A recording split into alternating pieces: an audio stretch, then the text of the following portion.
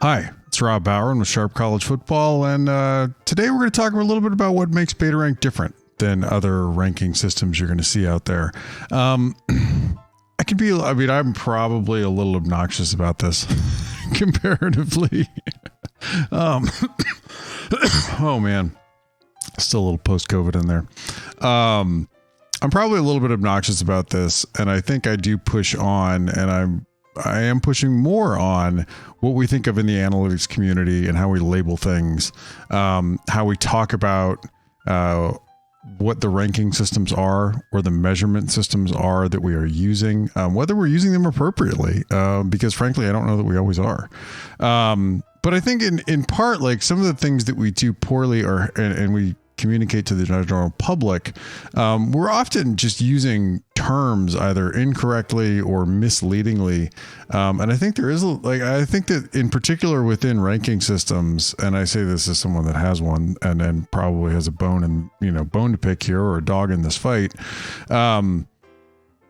is that I think we very often run into situations where we are doing a little bit of sleight of hand, with people when we talk about, and when we talk about measurement, when we talk about team rankings. And I say this because I think a lot of people, there's a tremendous pressure, or, some of it is pressure. Some of it is also just a desire to be able to serve as many different, constituencies or audiences out there that are possible. There's a tremendous pressure, I think, to be able to have models that are, both predictive and descriptive. But I think a lot of people end up, if they're tilting it, it's almost always towards predictive. And that's not necessarily wrong. I would say that's where the vast majority of real interest lies. Gambling is absolutely taking off for football. I think you could argue it's, even when it was not legal, it was, in most states, it was still quite important and a large market. I think with it coming above board, it has only become more so. But I do think that people are resistant to sort of acknowledge that their models and the modeling that they're doing and the numbers that they're throwing out there that are team ranking-esque, and when they attempt to go back and be descriptive towards people who are just general college football fans who want to know what teams do well and what teams don't do well and that kind of thing, they're often trying to sort of serve both constituencies out of the same basket. And I don't think they're doing it very well, or in some cases, I actually don't think we're doing it very honestly. So I want to call out what we're like, where I think we're going wrong here. With some particular terms when we say predictive or descriptive, and how I think we should think about them too. I want to lay out what I think is a more interesting problem that requires us to be more parsimonious. I think in a lot of ways we are, and what you will see from a lot of people is, and this is, for lack of a better way to put it, and I'm going to insult some people here, but that's okay. What you would think of as like a data science model where somebody's more than likely running, some gradient boosted tree. They throw literally everything they can find in there. They don't particularly care too much about adding predictive power, or potentially confounding, effects with other outputs. They're just throwing it in there and seeing if they can minimize the error. And then whatever results come out are just sort of the results. I would describe in conference, like you would describe people running these kinds of things as technicians. I don't think that they have a tremendous amount of understanding about modeling. And I don't think they have a real tremendous desire to be able to create models that are mathematical representations of reality. And that in essence is truly what you need. I harp on this with people that report to me at my work. And when we build models professionally, it is incredibly important that we try to understand the process or processes that we are modeling, because we are creating mathematical representations of reality. And some of it too is, I mean, some of it is you're going to have instances where, I mean, and I like to point this out, I mean, because you get this a lot from people.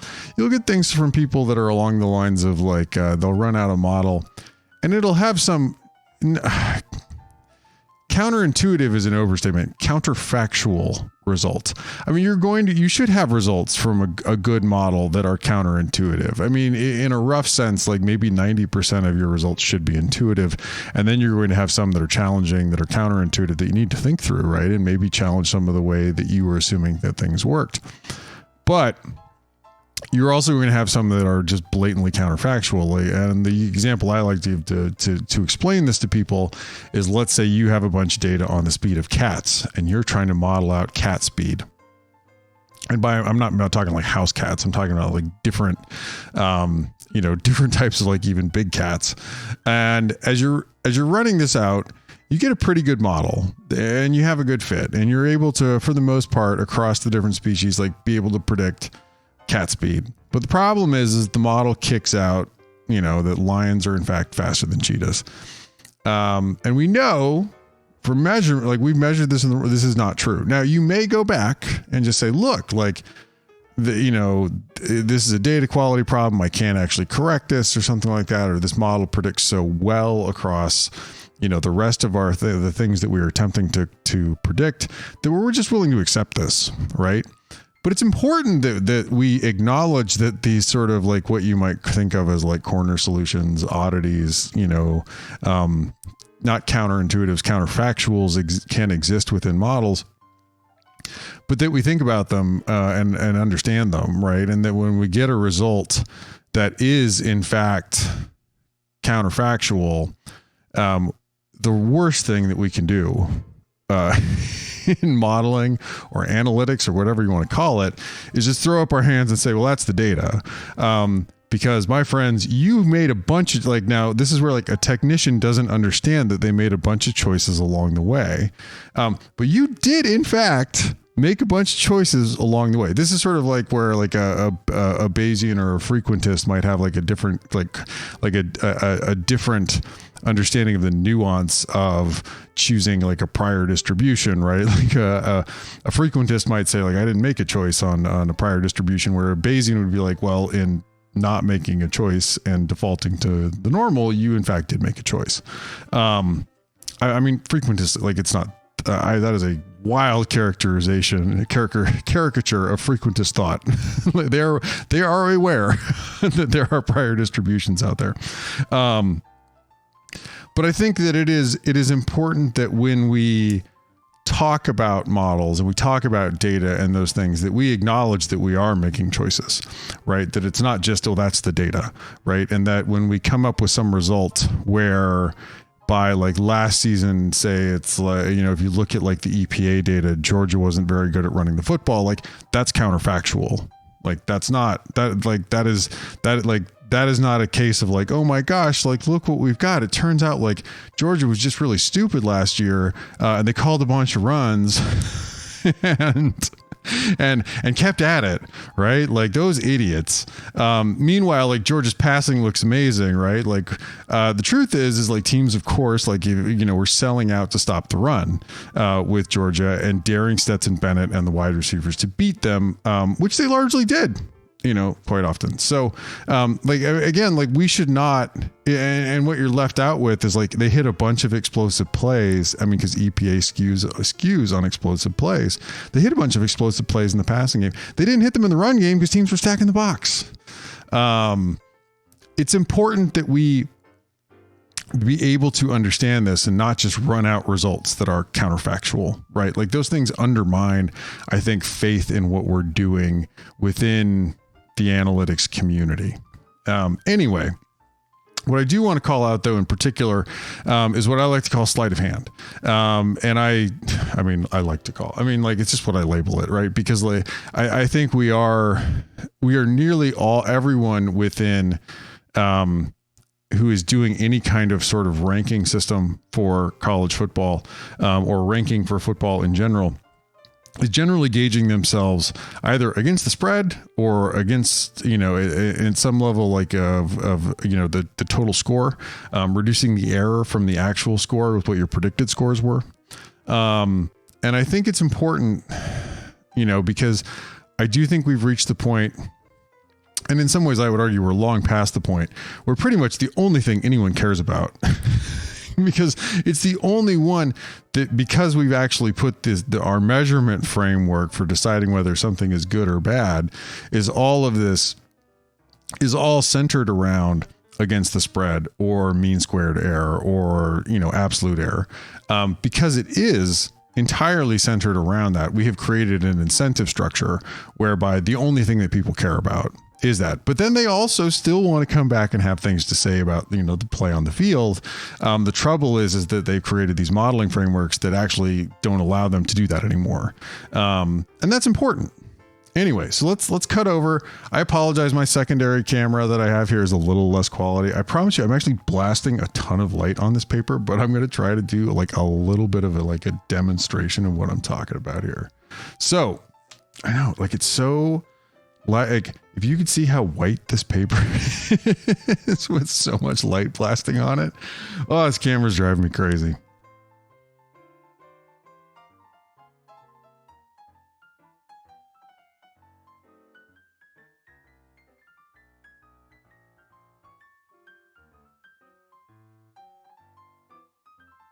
There, teams are essentially, not teams, but modelers are and analytics are attempting to minimize that. So you're going to have, you're going to have the min of y,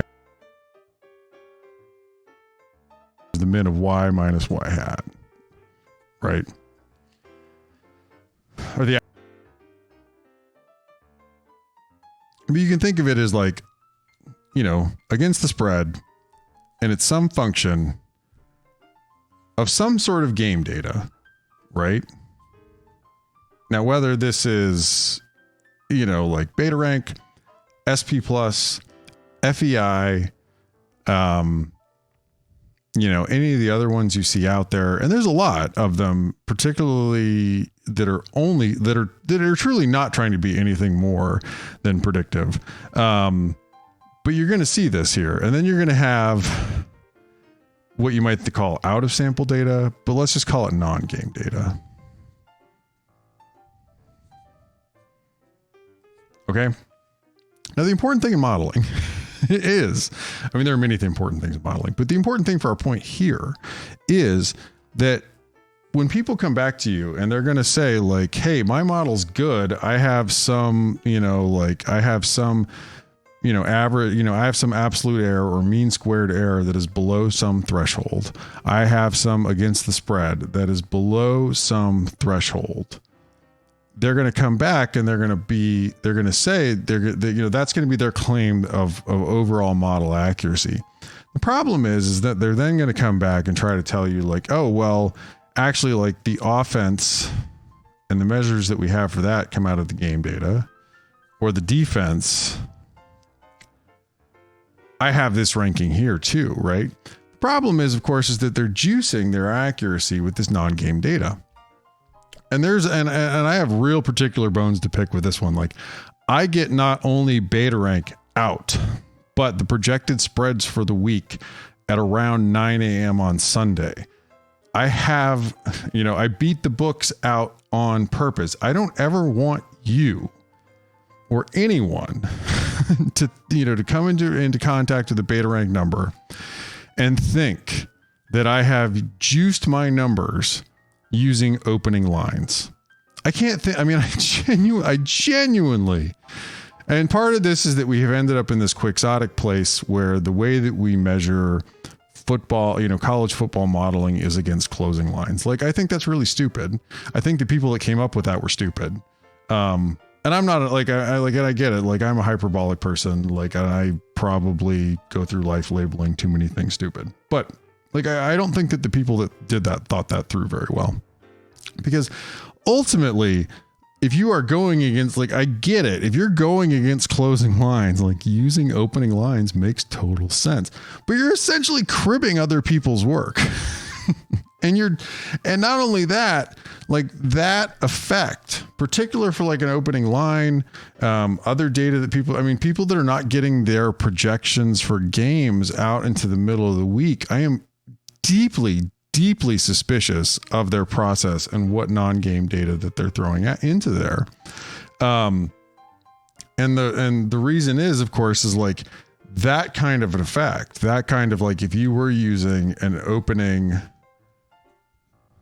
line in there, is going to absolutely dominate the game data, right? Like, and it's going to, like, you're not going to end up with like your accuracy here is going to be mostly driven by the stuff on this side, right?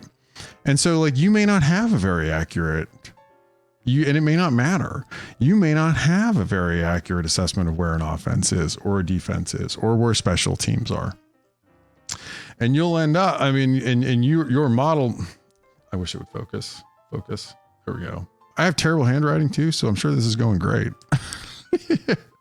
I can't fix the handwriting. I apologize. I should. But anyway, like if you're doing that, like your ability to come up with a ranking that is in any way useful or trustworthy out of whatever game data you are using is very low, right? And if you're using some ranking, whether it's EPA or something like that, and hey, it turns out EPA is not all that predictive of, like spreads and things like that, like, and you're juicing it with this non-game data, it really behooves us, I think, to be careful with this, right? Like, because like we're coming back and we're saying like, hey, look, like my overall model predicting games is like this number here. And I've got, but like what's driving most of your accuracy is this stuff, right?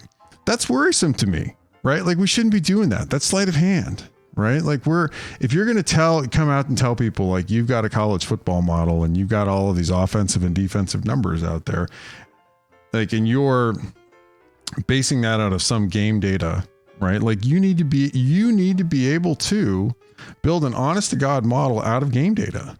Right? Like you don't need to be telling people like, look over here, look at this look at this great fancy net, like in what is like essentially like a data science garbage compactor model, right? Like where just everything goes in and we'll see what comes out. And instead, like we need to, like, sincerely, like I think the right way to do this, and I say this partly, I mean, this is how I did it. So I don't know, like, grain of salt that, because I clearly have some investment here, right? Like I'm not unaware.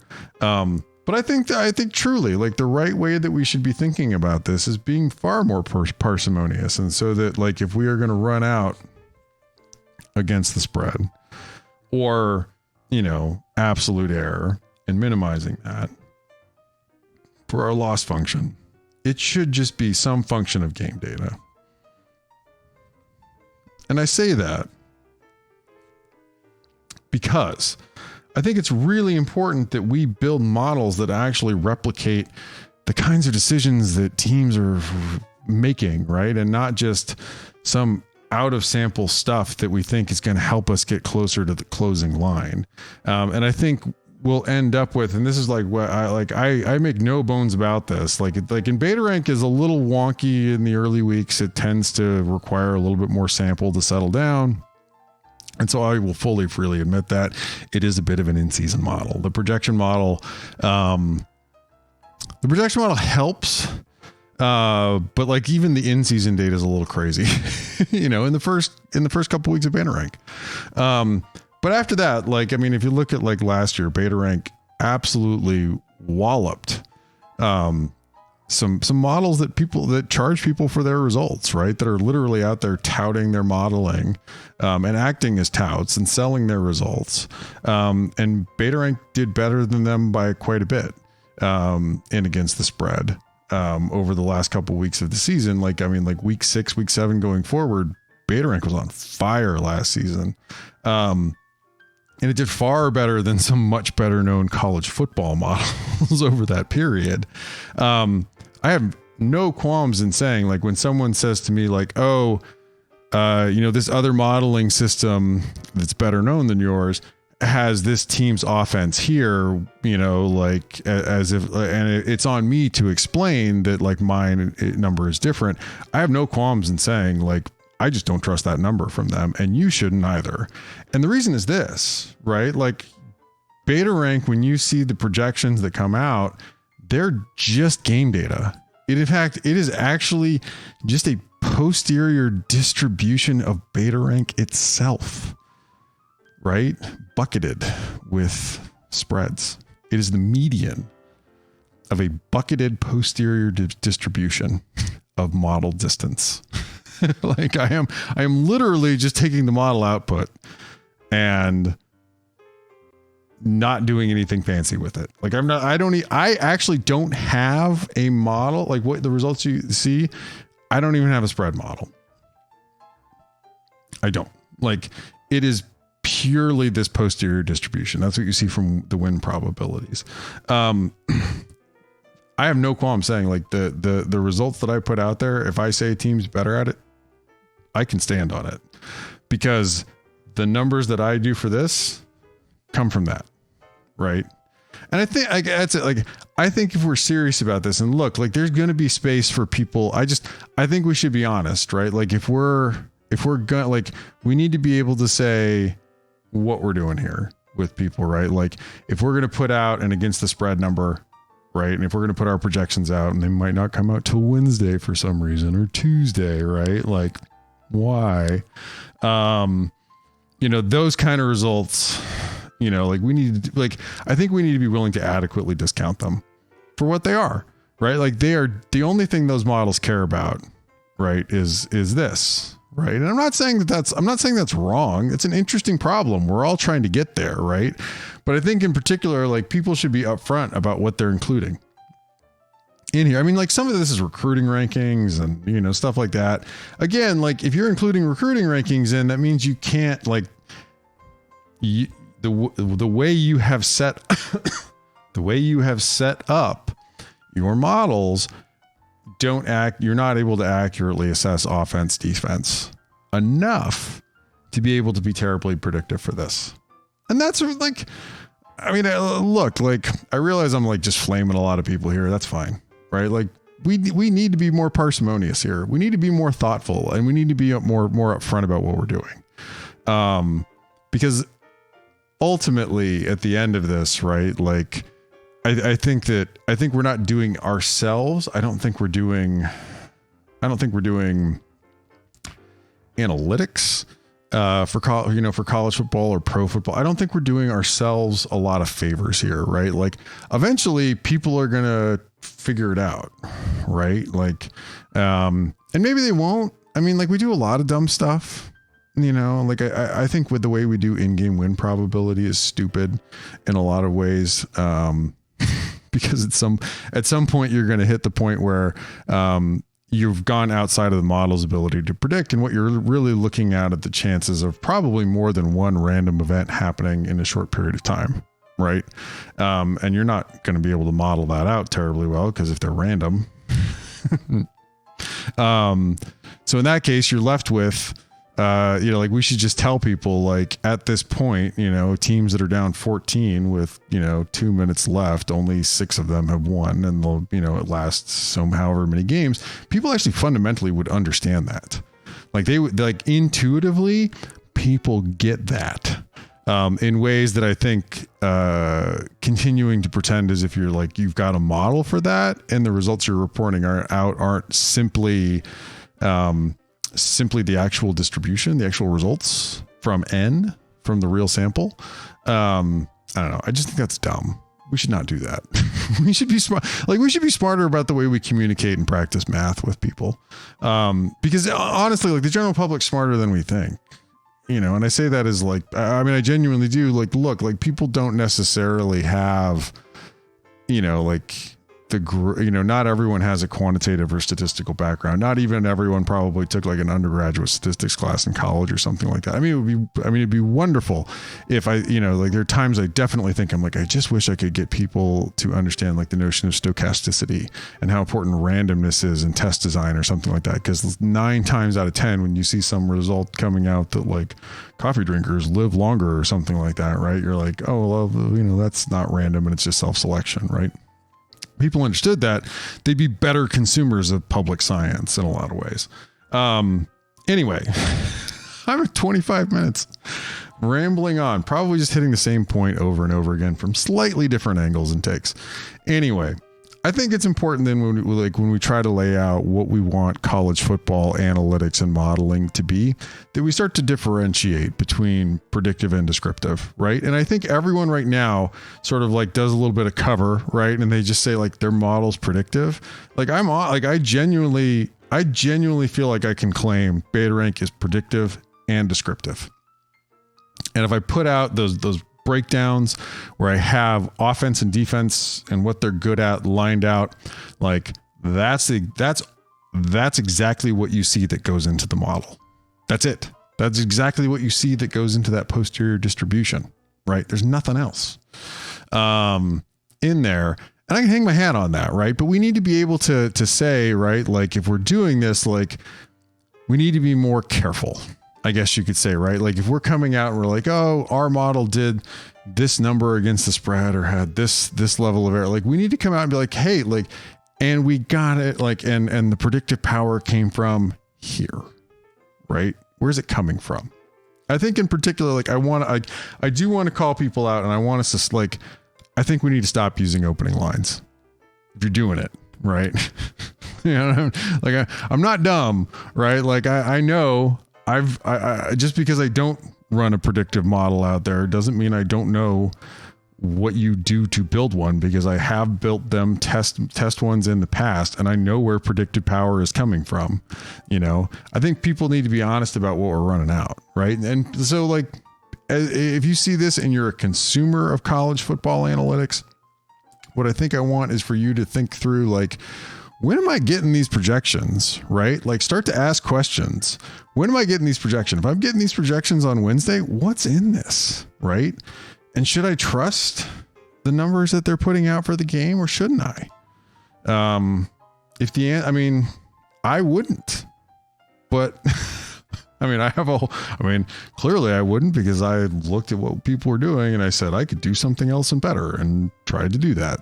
And whether it's better is an interesting question. But I think within the confines of what we're trying to talk about, in particular with like not just gambling, but also football analytics and understanding what's happening on the field, if we go too much down this path, right, like we're not going to have anything left of what you would think of as real analytics of what's happening on the football field. Like BetaRank is specifically set up with a multi-level hierarchical model to try to replicate what is happening, right? I sat down, I thought it through, like I got far more out of model specification and model design than anything else in there, right? Like in sitting through and trying to understand the process, generating the data. Anyway, that's it. So if you see this, like, this will be up for a bit. It's just a recording. I'm not going to try to like advertise anything too much on here or anything like that. Check out sharpcollegefootball.com. You can find me at BetaRankFB.